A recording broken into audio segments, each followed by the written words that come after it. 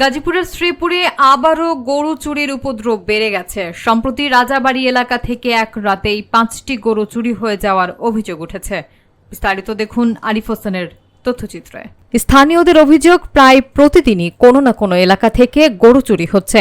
রাজাবাড়ী ইউনিয়নের ভুক্তভোগী 2 জন গরুর মালিক শ্রীপুর মডেল থানায় লিখিত অভিযোগ দায়ের করেছেন। তাদের দাবি, চোরেরা গভীর রাতে ফাঁকা বাড়ি টার্গেট করে দীর্ঘদিনের লালন পালনে গড়ে তোলা মূল্যবান গরুগুলো নিয়ে যাচ্ছে।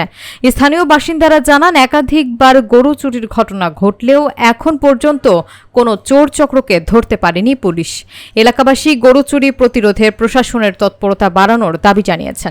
শ্রীপুর মডেল থানার ভারপ্রাপ্ত কর্মকর্তা জানান, লিখিত অভিযোগ পেয়েছেন, বিষয়টি তদন্ত করে প্রয়োজনীয় ব্যবস্থা নেওয়া হবে।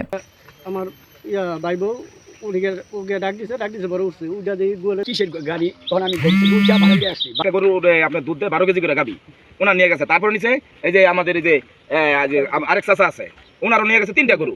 আর এর আগের রাত্রে আমার নিয়ে গেছে 2টা গরু, আমার বাতিজার নিয়ে গেছে 1টা গরু সহকারী।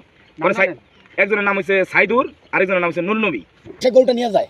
এই ব্যাপারে আমার চাচা, আমার ভাইস্তা শ্রীপুর থানাতে একটা অভিযোগ করছে। আপনারা জানেন সবাই।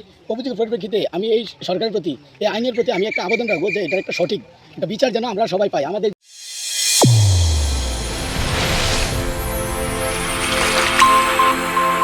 চ্যানেল A1 হৃদয়ের স্পন্দন।